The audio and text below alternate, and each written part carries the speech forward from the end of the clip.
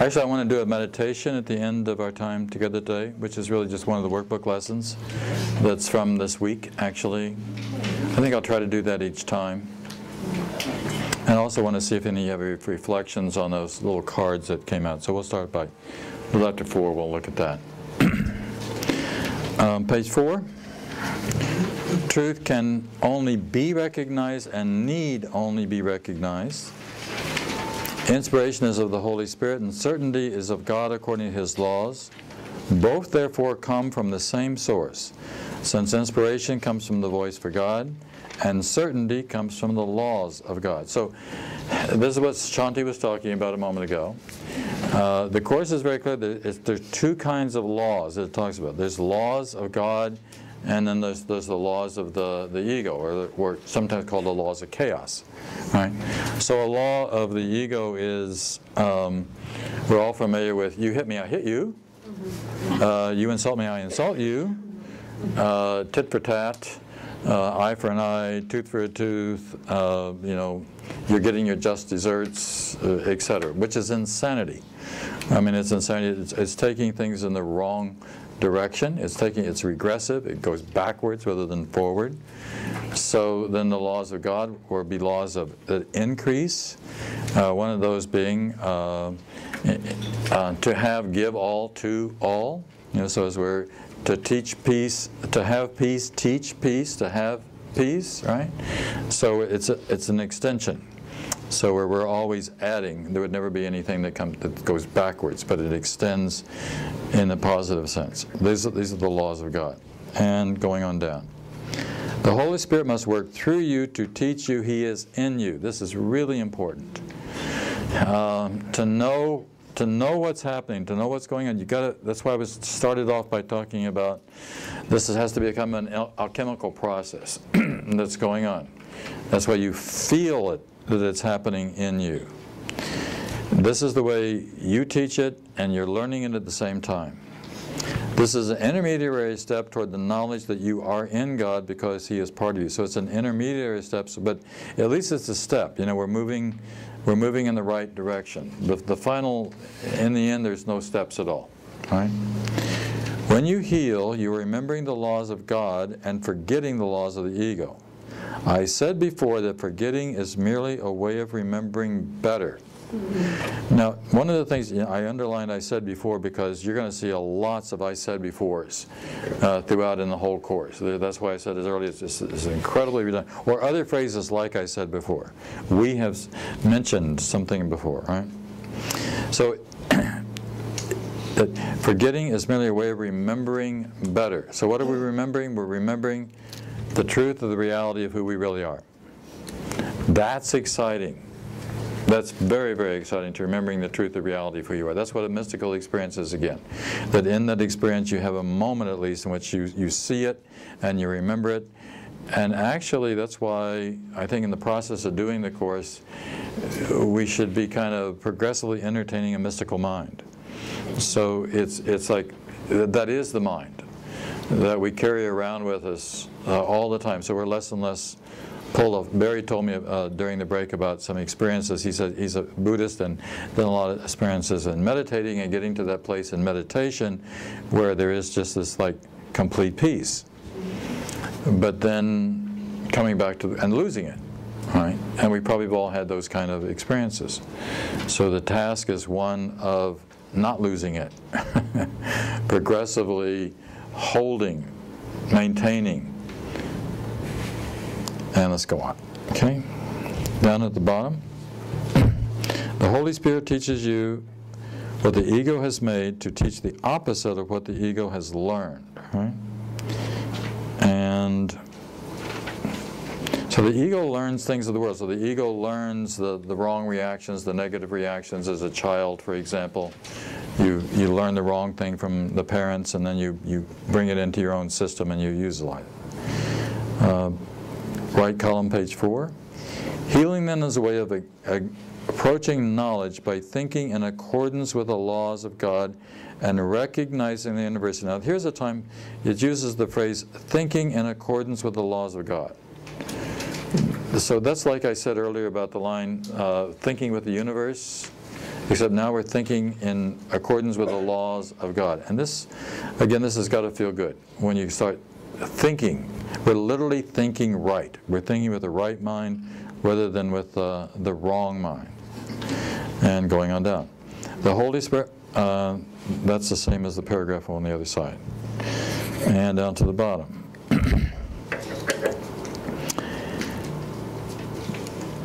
Let's go to the very bottom of 4. To think you can oppose the will of God is really delusional. So the ego is a huge delusion. The very thought that you can think a thought outside of the mind of God is a delusion. And this is an impossibility.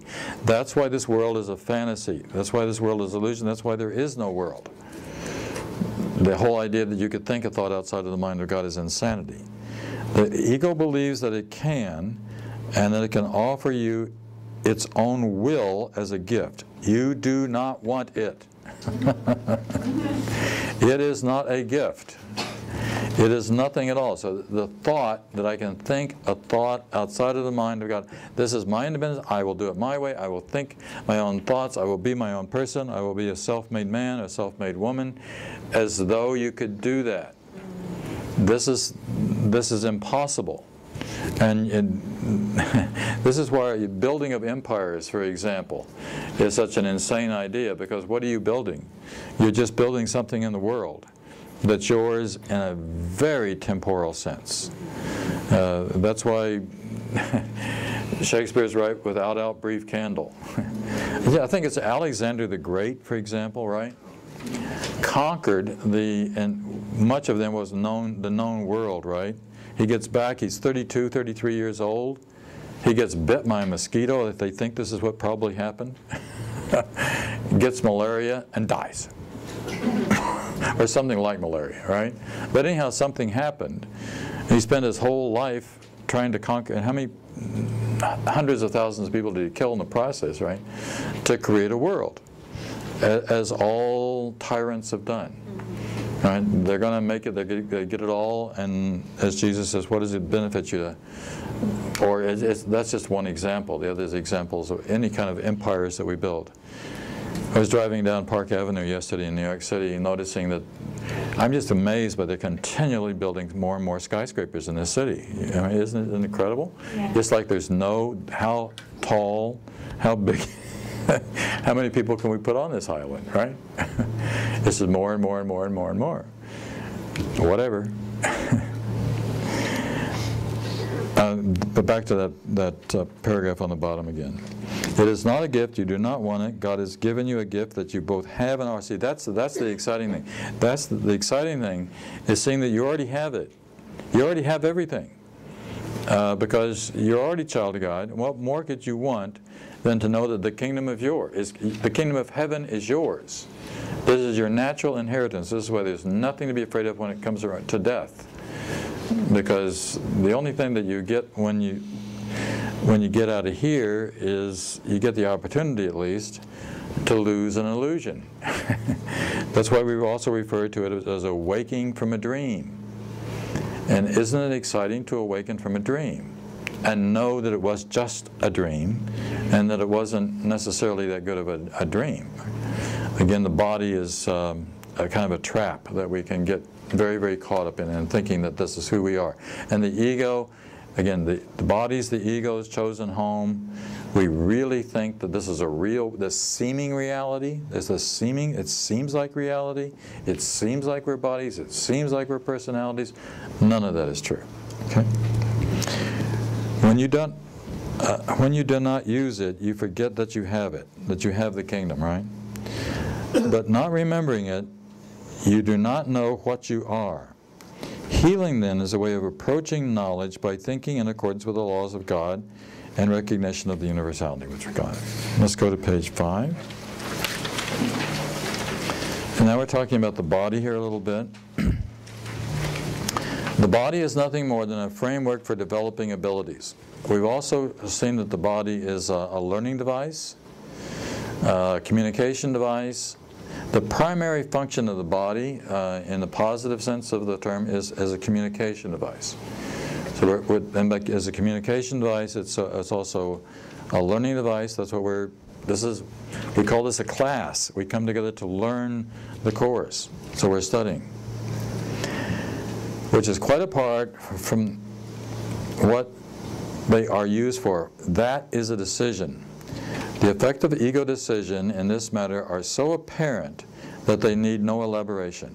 But the Holy Spirit decision to use the body only for communication has such a direct connection with healing that it does not need clarification. And then I think it's interesting. We live in this age where we have these acronyms. We can apt. We all know what apps are, right? So there's a very easy, and Charles helped me to remember this last time. The Course says that the ego uses the body for 3 essential purposes. And it's an easy way to remember these. Just remember the word apt. Number 1, it uses the body for attack. All right, so the ego uses the body for attack. Now, we talk about that in terms of complaining and looking how often we're on the attack. How often we're looking for an opportunity to attack. Stop it. Stop looking for opportunities to attack. Stop looking for opportunities to make somebody else wrong. It would just stop it. And then you're going to have so much more peace of mind by not finding a reason for attack. And keep in mind, people are going to feel attacked. Eric would, who's got the mic? Where is the mic? Give it right behind you, honey.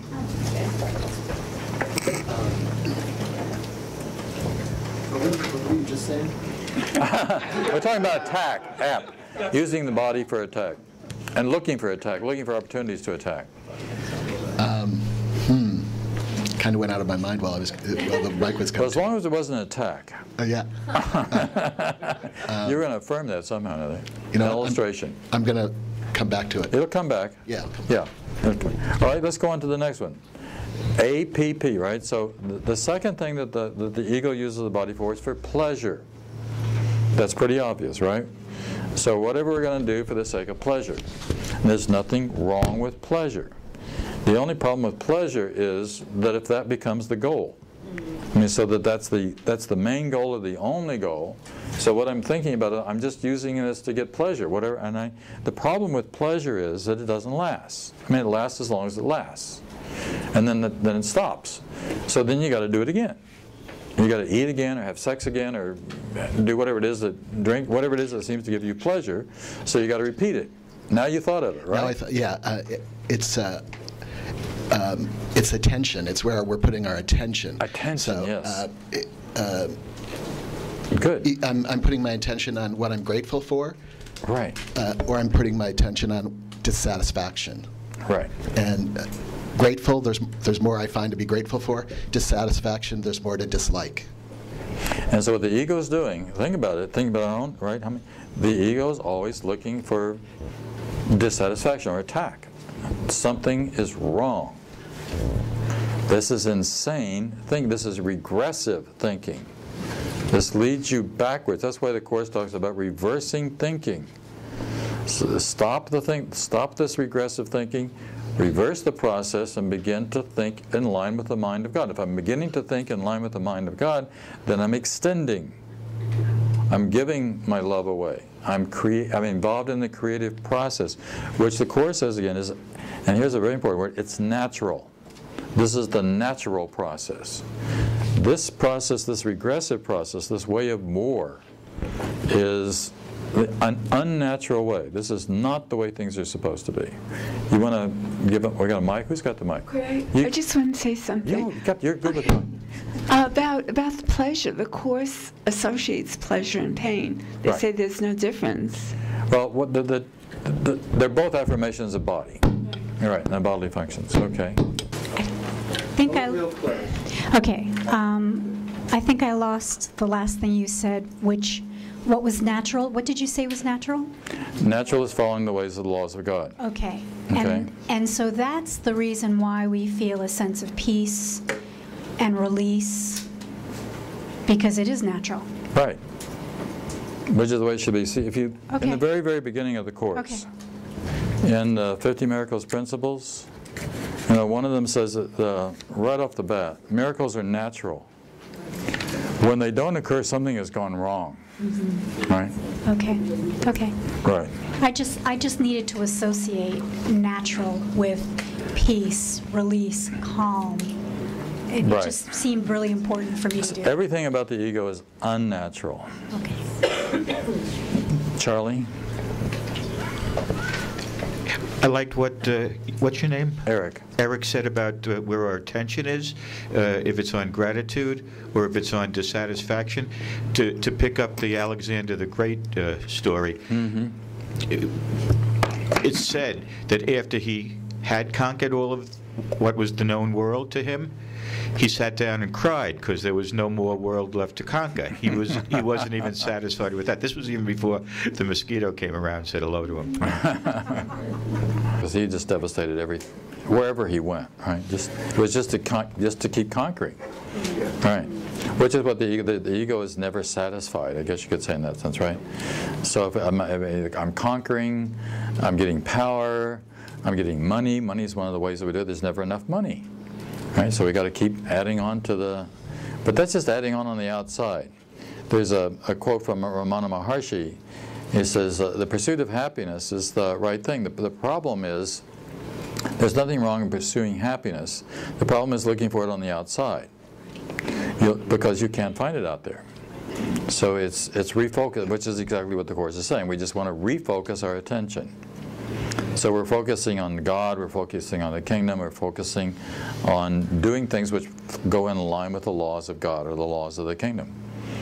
And that's going to nothing could make me happier than that. Right? Okay.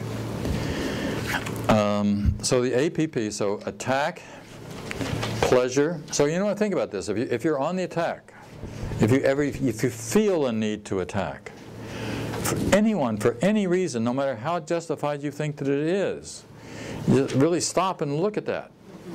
And then don't go that way. Number two, again, there's nothing wrong with pleasure, but if my main goal is the pursuit of pleasure, and I just want to keep doing it and doing it and doing it and doing it and doing it, think about all the body simulations. It's like even all of the sports and we're going skiing. What's skiing about? I mean, the thrill, right? It's a bodily thing, is what I'm saying. It's the bodily sensation, and the only real excitement is the peace that's in the mind. All right, and the next one is for pride. That's pretty obvious, right? So we can use the body for pride. That's why we have all this emphasis on beauty. I was standing at a drugstore the other day buying something, and you know how when you look at magazines while you're doing it, and this was a current magazine, and there was an arrow pointing to this lady kind of had her butt out to the side, and it had the article was titled, the lead article for this issue is how to have a better butt.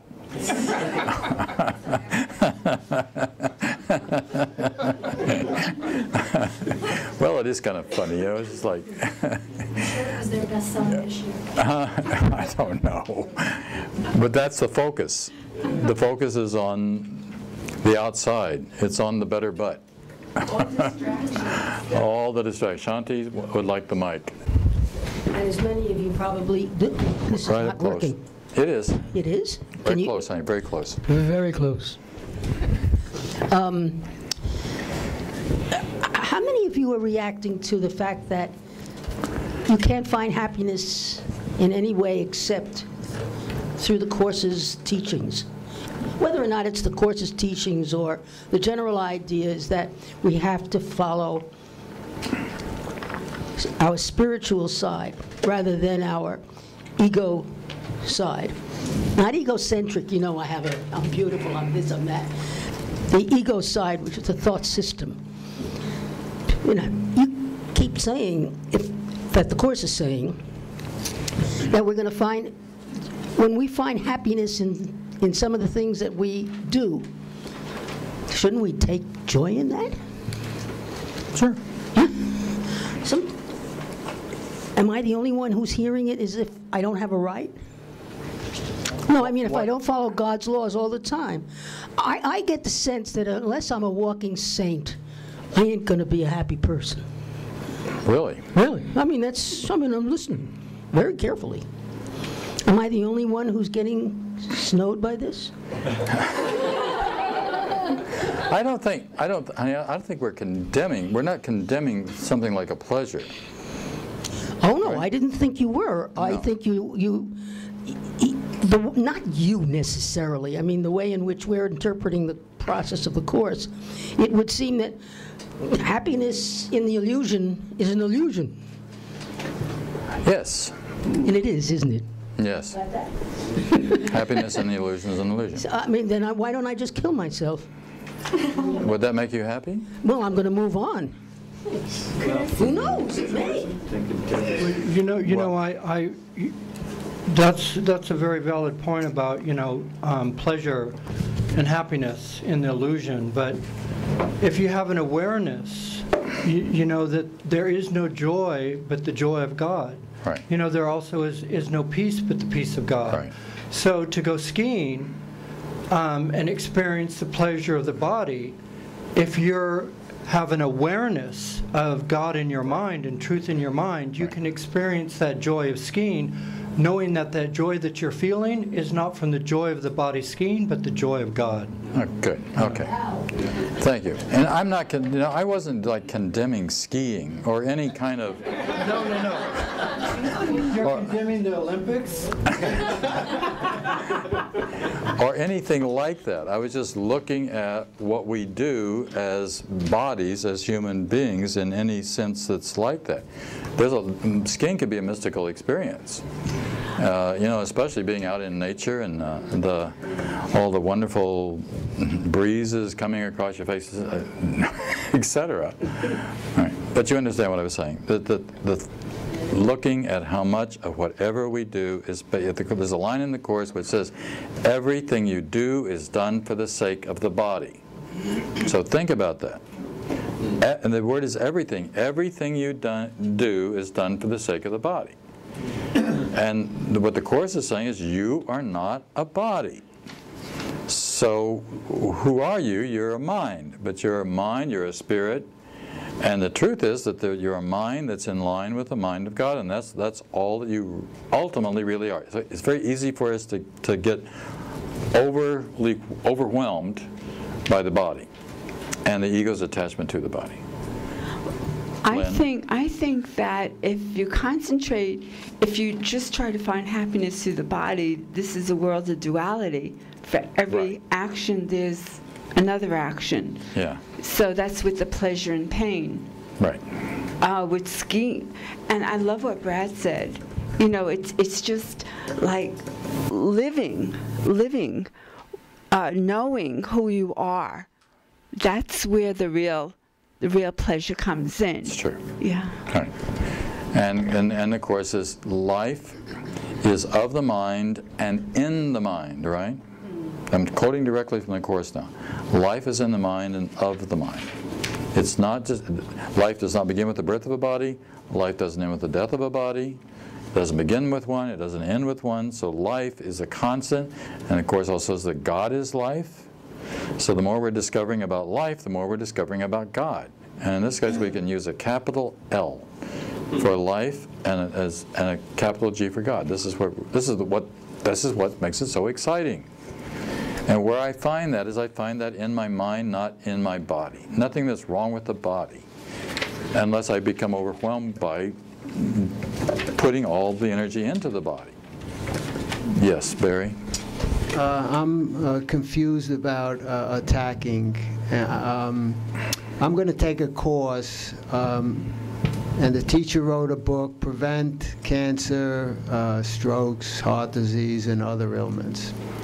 The word prevent is not correct. It's misleading. You can live the healthiest lifestyle in the world, and all that will do is to lower your risk of getting these diseases. There's no way to prevent it. So I was going to point this out to her. Seems to me a valid way of something valid to say. That can be very misleading. Right. So is there something wrong with attacking her in a sense or criticizing her? Not if you do it with love and peace in your heart, and you're not really attacking. I mean, it's not what you say, it's how you say it. Is that what you're saying? I want to give you a really important quote. This comes from Ken, right? One of the most difficult things a Course in Miracles student can learn is how to be able to disagree with somebody else without it being an attack. Now, that's one of the most difficult things a Course student can learn is how to disagree with somebody else without it being an attack. So if I make it attack, if I feel attack, and the Course talks about attack in two different ways, which is in this section here. There's one is to attack, the other is to be attacked. By that I mean to feel the attack, to think that I'm being attacked. And if I think that I'm being attacked, that's a mistake as well. So that and I'm not saying you're not being attacked. I'm just saying that you're seeing it as an attack, rather than seeing it, as the Course would say, as a call for love. If I see it as a call for love, then my response is to love back. That's the only possible response that I can have. So, if somebody is attacking you, then what you want to do is you want to look at it, and you want to think, why is this person doing this? Are they completely bonkers? Are they completely out of their minds? Are they totally insane? Or maybe there's something that's true in what they're saying that I should look at. As I've said in the past, this is what wives are for.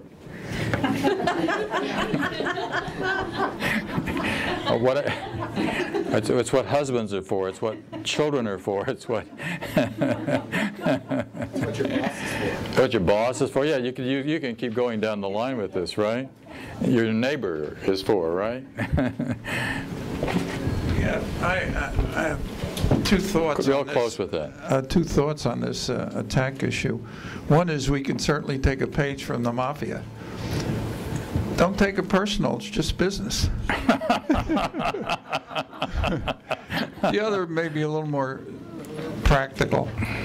And I'm indebted to you because you kind of taught me this, that when you feel someone is attacking you, listen.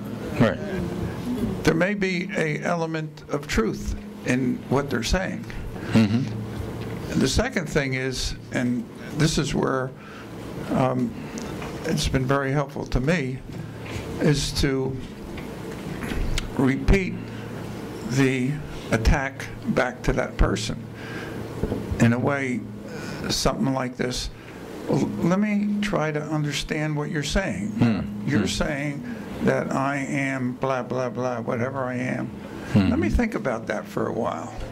Good. And it invariably deflates the attack. Right. And then you can deal with it in a, an objective way. All right. Keep in mind, too, that the Course is always about being responsible. It's being responsible for whatever I see, whatever seems to be coming my way. And then to think what my response is going to be. And what is the most loving response that I can give. Okay. John, Actually, before we go on, okay. may help this gentleman, about knowing whether we're attacking or being attacked. I don't know whether we'll always know if somebody's attacking or when we are attacking, but we will always know how we're feeling. The Course does say that you may not always be aware of those thoughts of attack, but we will always know, like have a pinch, a pain, and above all else, the removal of peace. So if we're not at peace, we're choosing a wrong thought system. So we are attacking in some way. So the whole point is if we're not feeling complete joy and at peace when we're having a confrontation with somebody else or a disagreement, then it's at that point we need to ask for help again. And keep in mind too, if you're being, quote, attacked, and you do not feed the attack, that really is going to help to nullify the attack. Somebody can't really, I'm assuming it's just verbal now, in other words, not physical. If it's a physical attack, then you really should do whatever you can to stop it, because you still think that you're a body, and the proof of the fact is you're hanging out in one.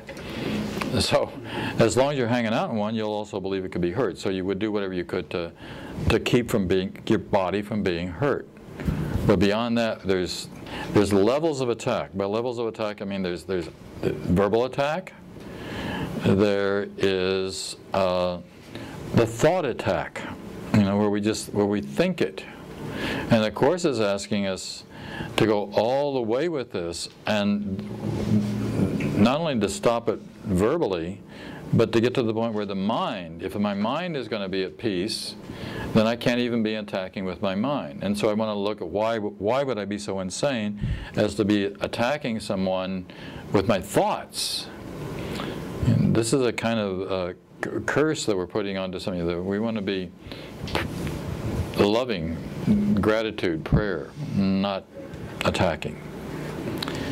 Let's look on the right hand of 5, because this is what we're talking about right now, from vigilance to peace. This is why attack is never discreet, and why it must be relinquished entirely. If it's not relinquished entirely, it's not relinquished at all. That's what I'm saying. It's got to be relinquished entirely. Physically, you wouldn't do it physically. You go to jail for that, right?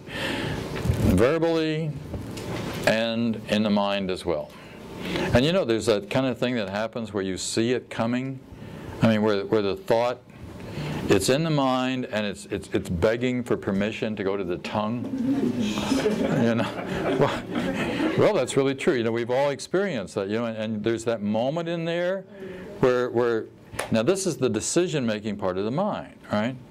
So the decision-making part, and then there's this thing called temptation, right? So the temptation is to let it go all the way, and then you, how often have any one of us done that, and then you regret it, right? And then I wish I hadn't, I should have, we literally say, hold the tongue. I wish I'd held my tongue. Huh? Oh, yeah, right. But we don't hold the tongue, but again, the deeper thought is to actually hold the thought. And you want to give the mic to John here? Actually, why don't you monitor the mic? Please stand up if you have. Oh yeah, John. You actually. Yes, if you don't mind being on camera, John. So, with what you just said about training the mind to not attack, right? That drives home for me the point that this is a mind training course. That's right. So that even when I react and attack, and then I feel bad about it, that's all part of the training. Yes. And that the physical attack is really like the first level. Right. And the meat of it is to train my mind to not go for the attack, and that's a great point for me to remember. Okay. Very good. That mind training. Right. This is mind training. Simplifies it. Right. See, one of the things the Course is saying is, most of us do not realize how poorly we've been taught, and how insane we are, and how easily we give our minds over to the insanity, over to the ego, because that's the way we've lived all of our lives. That's the way our families lived. And sometimes you grow up in insane families where if that's the way that you're living, then that's what you believe is the way that you work in the world, which is really insane. So it takes a lot of work to retrain the mind, but that's what this is for. Now, let's go a little bit further with this, and this is the other side of it. This is on page 5, the third kind of column down, or not in the column, but the third bolded. The mind that accepts attacks. The mind that accepts attack, and this is very important too, cannot love. That is because it believes it can destroy love, and therefore does not understand what love is. If it does not understand what love is, it cannot perceive itself as loving. So just look at the first line. The mind that accepts attack. See, this is the other side of this, is accepting the attack. See, what Jesus is doing on the cross, in terms of the Course in Miracles, he's showing, he says this is a radical example, right? And he says, you don't have to do this. He says, this is the last worthless journey any Son of God needed to make to show that even that case, he's physically attacked, but he does not attack back. He does not respond to it as though it is an attack. There's a great line in Peter from the Bible, which says that, and I wish I could quote it exactly, but even though he was beaten, even though he was betrayed, even all these things happened, he never responded as though something awful was happening to him. So if I'm not responding that way, if I'm not seeing myself as attacked, but let's say that verbally it's happening, right? I'm not perceiving it as an attack. If I'm perceiving it as an attack, then I'm reinforcing the attack, again, in my mind. And making it real. And making it real. The idea is not to make it real. That's why if somebody is verbally attacking you, for example, and you don't retaliate, you're going to take the energy away from it, right? And why? Very often that other person will catch what they're doing, and they'll stop, and possibly apologize as well. If not at that point, later on. What happens is, from my experience, just speak loudly. Yeah, from my experience, when I've attacked someone and they didn't respond, I questioned the reality of what I was saying and doing. Right. I questioned the attack. Right. And how real it was. Yeah. You need the mic, though, for the camera, right? I'm sorry. Ruth, take the mic. Ruth, right there. Right there. Right there. It sounds that there's another option as well as not retaliate, which is to be peaceful, still, and say, respond. Not react, but respond. Right. To say something, too. Right. But not attack back. Right. Right. And as what David was pointing out, that maybe you want to even look and see if there's some truth in what's being said, so that you can accept some response. So the idea is not getting defensive. That's what the ego does. The ego gets defensive. So I'm just not going to the defense. Dana? That's turning the other cheek. Yeah, it is turning the other cheek. Exactly. Turning the other cheek. Yeah, and it makes me think of this passage. I think it's in section 5. It says what this gentleman said reminded me of this passage. It said, as you can hear two voices, so you can see in two ways. One way shows you an image or an idol that you may worship out of fear, but will never love. The other shows you only truth, which you will love, because you will understand it. Understanding is appreciation, because what you understand, you can identify with. And by making it part of you, you have accepted it with love. And that's the response. Right. The non-reaction, so it goes deeper. To me, it goes deeper than just defusing the attack. Mm-hmm. It's the engaging communion. Communion's a good word. So that for me, it's to become really curious. I love what you said. Just say, well, what is it? Tell me more about what you're angry about. Mm-hmm. And it's actually to become curious about that call for love. Yeah. That's good. Behind the seeming attack. Very there is good. a genuine meaning to that call for love. So to take a position of gentle, tender curiosity, right, is to go beyond just defusing. What you're actually talking about now is healing. To healing. Yeah. So now you're healing the mind. And communion is restored, and that is heaven. Right. You've moved from hell to heaven. Right. Very good. Thank you, Dana. That would be the miracle. Yes, very good. That's true. That would be the miracle. That's when the miracle occurs. The miracle occurs because the mind has been healed. Okay. And it's changed, right. And Larry here, maybe we're here to Larry with that. I feel like Vanna White. You don't look like her. No, it doesn't look like her. I didn't get confused on that. I do on Friday night. Okay. Is it as simple as it doesn't matter what behavior it would be as long as you know what teacher you're doing it with? Very good. Right? Yes. For example, if I felt like I was being attacked, it depends on the situation, but the right response might be, let's say, for example, I'm a bartender. If I get a bad customer, I've kind of got to take care of it. Now, if I go at that customer, say, Holy Spirit, here we go, whatever I do then should, I mean, as long as I'm doing it with the Holy Spirit, I may have to run them out of the bar somehow, Sure. because that's the best thing to do to protect the bar. But if I did it with my ego, like Larry's going to go kick some ass now, then that's a whole different thing, right? Exactly. But the behavior would have been somewhat similar. Right. Depends which one I do it with, whether it's an attack or defense or whatever. It's who you do it with. Well, that's a good illustration. Like as a parent, for example, you may have to, say, stop a fight between some kids. And when you're doing it, you're not doing who's right and who's wrong or anything. You don't let this happen. I mean, you don't let one person beat another person up, for example. If you're a bartender in a bar and a fight starts in your bar, what are you going to do? You're not going to let it go. Right, very good. All right. John, Yeah. What came to my mind is, what about bullying? What do you tell a kid who's being bullied? See, that's dealing with kids. Right. Yeah. So there's some education that's required there, right? I mean, in terms of understanding, helping them understand their worth and not taking this whole bullying thing seriously, right? Right. And okay. Let's go back down to, we're on page 5 on the right-hand side.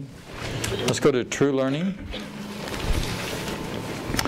True learning is constant and so vital in its power for change that the Son of God can recognize his power in one instant and change the world in the next. That is because, and this is important, by changing his mind, he has changed the most powerful device that was ever given him for change. This is really important in terms of understanding the Course. So this is the simple fact. We've got these minds. That's why I said earlier, the first step is realizing you have a mind. And you have not only a mind, you have a right mind. And you can make the right decision for and with the right mind. You don't have to be at the bid and call of the ego. And then I make this right decision with this right mind. And just think about the hundreds of times a day that little decisions are going to come up, and you're in a position where you know that temptation factor occurs. Right? Eating's a good illustration of it, but I mean eating because it's a good illustration of temptation and choice, and how we're so easily at that point of making the choice that we may not feel happy with, even though the pleasure principle is really saying go this way, and the right mind is saying go another way. I mean, this is something we all face all the time, right? And whether you're going to get into guilt and beat yourself up about it or not. All right. Okay. Can I ask you a question? You may.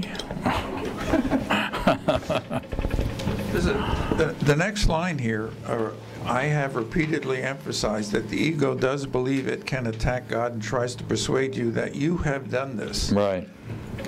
I find that difficult to understand, to be honest about it. Well, that's how we got here in the first place. This is the whole separation process. Yeah, but I don't really feel that. Hold it close. And I don't really feel that in my life I have ever attacked God. Now, okay. I'd appreciate you correcting me on that if that's well, I my will correct you. Good. This is not an attack. This is a correction. No, right. Actually, in terms of the Course, deep down inside, we do sense that we have separated ourselves from God. Well, I can understand being separate from God. Okay, well, that would be an attack on God. Okay. The attack on God is that I'm telling God, thank you very much, God, I'm going to do it myself. Okay. I know better about what I want than you do, so please leave me alone and let me get on with my life, which God does. God leaves you alone unless you, but that's the attack on God. Okay, that's the thank you very much, I want to do it myself. All right. Thank you. Which is not an attack on God. God doesn't feel attacked. You can't attack God. That would be impossible to attack God. Oh, back here, and then we'll take our break. Yeah. Oh, hi. I'm really interested because I was a psychoanalyst for so many years and have read all of Freud and, of course, stuck in anger, so I got out of that. But I am interested, though. I do feel an unconscious sense of guilt. And is that where most of the guilt is in terms of the Course, that we have separated and we have been hostile and destroyed God and hated God, et cetera? So is that why many of us have this, like, because it's hard to describe, it's just this in my DNA almost, guilt. Right. It's kind of this existential angst kind of feeling that it is in there, right? Right. There's a funny incident that happened up at Roscoe many, many years ago. A friend of mine, Ken, was talking about guilt, right? And he's sitting there and he's thinking, there's nothing I feel guilty about, right? So he says, he raises his hand and he says, I can't think of anything I feel guilty about. And Ken says, you don't feel guilty? Shame on you.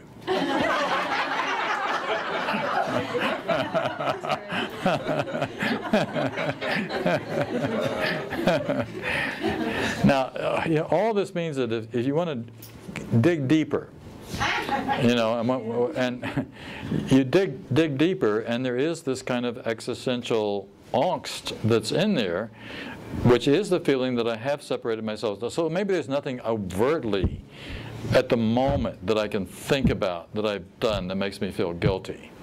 But on a deeper, sometimes I refer to unconscious level, no, I do feel that there's something wrong. I remember once, I think I mentioned this in the book, Living A Course in Miracles. I was talking to my mom on the phone, and she was probably about 80 years old at the time. She died when she was 85, so this is a few years before she died. And she said this very strange thing to me. She said, I feel guilty. And I said, about what, Mama? And she says, I don't know. And I thought, that's it. That's the existential angst. I mean, that's the guilt. She doesn't know what it is. It's just the sense of being separate from God that we feel guilty about. That I somehow or another said goodbye to love. I mean, I walked away from my father, my home. That's the guilt. All right. Okay, let's take our second 10-minute break.